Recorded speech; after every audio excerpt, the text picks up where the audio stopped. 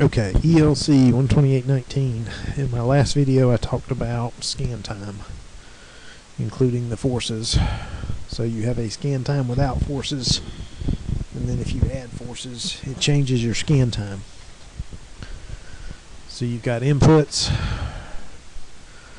you have input forces, you have logic, you have output forces, then you have outputs, and then you repeat. And that's typically your total scan cycle for a PLC, including forces. If you don't have forces, then that part doesn't happen, and it makes your scan go a little faster. How do you determine the scan time of a program? There's a little clock at the top of your click PLC programming, and if you are online, it will tell you what your last or what your most recent scan time is real world. You got to be online. How can scan time change as compared to program length? The more logic you write, the longer it's going to take the processor to go through it, so your scan time will lengthen as your program lengthens. It will also lengthen some if you've got more inputs and outputs, because it just takes slightly longer to look at all your inputs and outputs and to update its tables. So those will be the big things that affect your scan time. Okay, 4 through 9, which is probably where everybody's gonna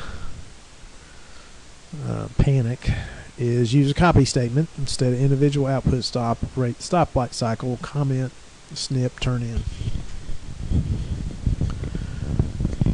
Okay, so I'm going to go back to my hey, those are actually in the window. I like that. I'll go back to my planning. Okay, so we got to do some planning here again. So I took my cycle time that I used in the last couple videos, and what I did is I went in and I said, okay, C10, 11, 12, 13, 14, 15. If C10 is my red light, when is it on for north-south? So you see there's a 1 here corresponding to all these reds. C11 would be a yellow, north-south yellow, and you see that it's only on when there's a yellow there. C12 is a green, and you see it's on when north-south's green. C13 is red light the other way. C14 is yellow light the other way. And C15 is green light the other way. Now down here at the bottom, what do I want on for timer 2? I want everything off for the first second and a half, and I want red and yellow on. And funny thing is, I should have added another one that says red red if the officer switch is true. So this is the officer switch is true. Officer switch false should be red red. Red red. Okay. So I should have added that because when I was programming, I had to go back and add it back later. Okay, so red red. Remember when we did the binary to decimal conversions? So this is my least significant bit, and they go this way toward most significant. And this is a 1 plus a 8, which is a 9. This is a 1 plus a 32, which is 33. 1 plus 16, which is 17. This cycle repeats red, red. So it's still a 9. And then 12. The 1, 2, 4, and 8 is 12. And then 2 and 8 is 10. Okay.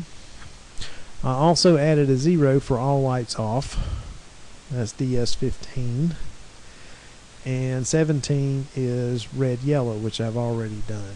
So then what I did is I went in and I said, okay, first address is DS10, DS11, DS12. Okay, since I'm repeating this number here, that's also DS10. 12's a unique number, so it goes in 13. 10's a unique number, it goes in 14. 0 is a unique number, it goes in 15, and then this DS17 is a repeat up here, and when I do red on the officer switch, it will be a repeat of DS10. So basically from DS10 to DS15, I need to go in and populate these numbers in the memory of the PLC. Okay, so again, pre-planning helps a lot. So now my program, and I did a file new, and basically I had to rewrite these first 3 lines, which I thought was kind of interesting, but it doesn't take long if you have to do it. It's the same as the last program. I've got a cycle on, I get one timer, cycle off, I get the other timer, the timer times, and it resets.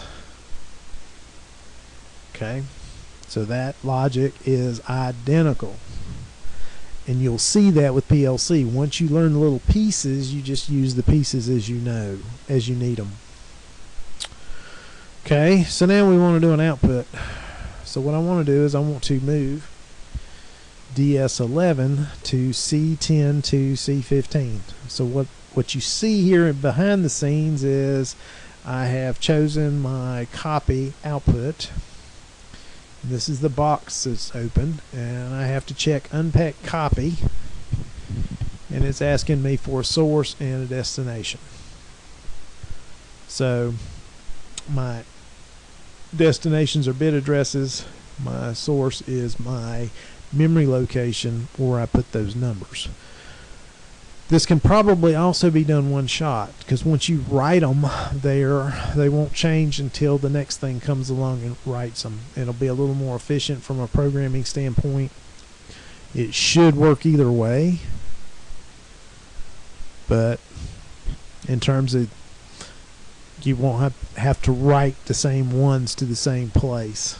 So you should only write when you're making a change.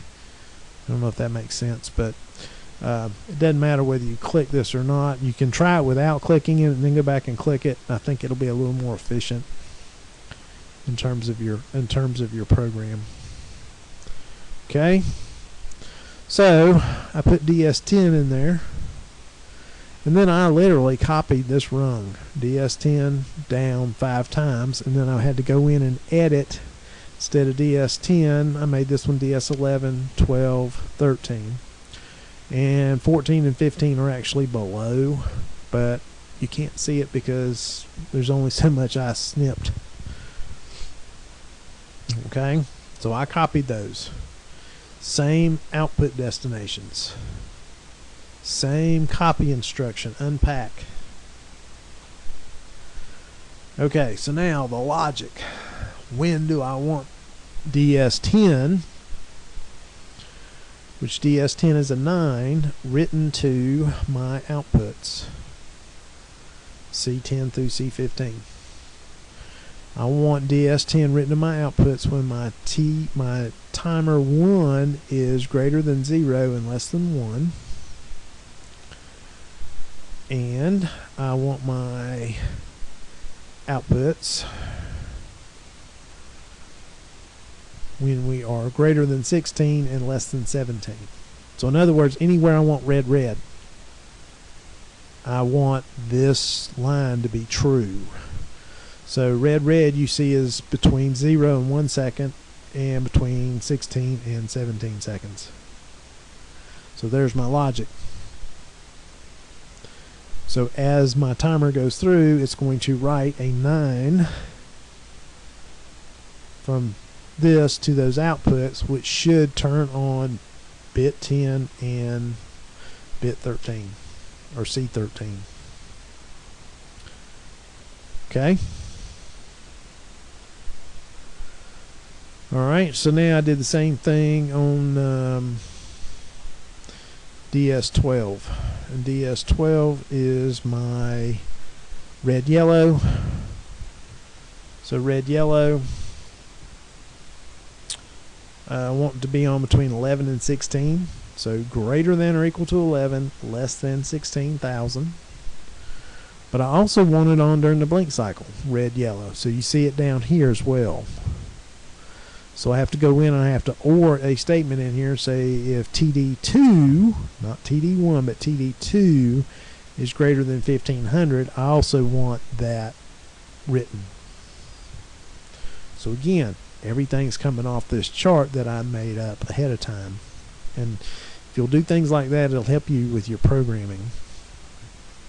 Then I realized the officer switch wasn't included in the red, so I went in and said, okay, if TD2 is greater than 15 and my officer switch is off, I also want red. So this is the red that I didn't put in down here at the bottom. So I went back and I copied that in, or I programmed that in. And this is the same rung. And I'm back around where I started. Okay, so you sort of see the form. Now, there are 6 of these DS copies from DS10 to DS15 to go in and put in the logic form to make it work. And then you will basically have a stoplight program that meets that criteria. Okay, so you'll have that. Of course, you'll want to comment and put in run comments. All right, 10 through 15 has to go into the safety. Now, we talked about scan cycle up here at the beginning. And so if an input changes momentarily during the update of the outputs, does the PLC see it? So the PLC only looks at inputs during the portion of the scan that it's looking at its inputs. So if an input changes during the update of an output, or while it's looking at the outputs, the PLC would not necessarily see it. Okay? The really good news is PLC scan cycles are fast enough that you usually can't make an input long enough for it not to be seen, but it is possible. And since it's possible, we got to think of it in terms of the safety aspect of it.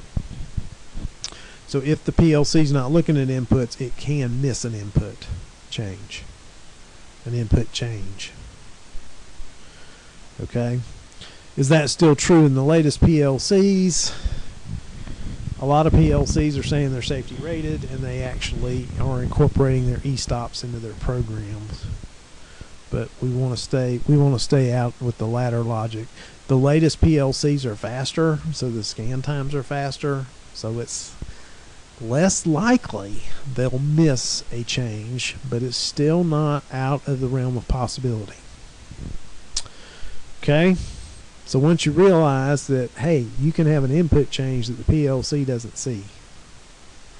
What if that input is somebody pushed the stop button and they could only bump it just for a fraction of a second, but it happened to be the wrong fraction of a second? So what does this mean in terms of safety and usage of PLCs for life safety?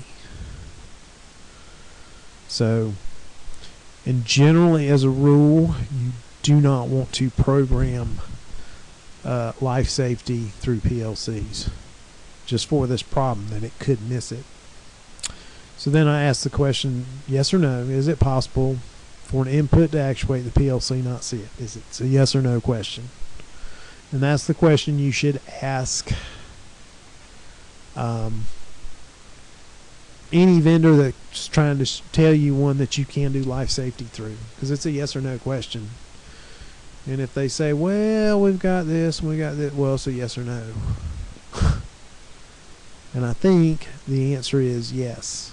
It is possible. There are circumstances where a PLC may not see a change in input. Now, it would have to be a very fast change, and it would have to be a fast change back for it to not see it. But if that input is actuated for an entire scan cycle, then certainly it's going to see it. So we're talking of fractions of a scan cycle, which is down in fractions of a second, thousandths of a second. So it's probably not something we can actually do as people pushing a button but it is possible. Okay. So what is an immediate input? How's it implemented in the PLC? How does it affect scan time? So up at the top we talked about scan time, and we said it's looking at inputs, it's doing its updates, it's doing its logic, and then it's updating its outputs. When you put an immediate input in a program, what it's going to do is, if it is during the program scan, it will stop long enough to go check the condition of that input. That is going to actually slow down your scan time. But if you've got something that's really high speed and changing very fast, and you've got to have the latest data from that input, then you would use an immediate input. And I'm just saying that because the functionality is there. From my standpoint, I would try and avoid it unless I came to the conclusion that I had to use it. So you're scanning, you look at your inputs, you're doing your logic, you come to an immediate input. What you're going to do is stop that scan and go look at your input, see what its value is, bring it back, and then continue. So all that's going to take time. And so the more time you add to your scan cycle, then the longer your scan cycle is going to be, and the more likely something else is going to get missed, in my opinion. What's an immediate output? Same idea. If in your logic you turn on an output and you say it's an immediate output, then it's going to stop the scan and it's going to go update that output point immediately, and then it's going to come back and finish going through the logic, and then it will update all the outputs at once. So basically both of these will lengthen your scan time. Now if you need them, you got them. There are now safety rated PLCs. What considerations are important in utilizing one? I think most of the safety rated PLCs now put basically an e-stop circuit through the PLC, so something has to be maintained on, and it has to fail twice in order for the PLC to even work. So a lot of the newer PLCs, they say you can do life safety through the PLC because of the safety rating and everything else. I'm sorry, I'm just old, and I remain skeptical of that. It sounds good, sounds absolute, but I don't know if I trust that. Anyway, that is a good stopping point for worksheet 19. And good luck to you all, and thank you for watching.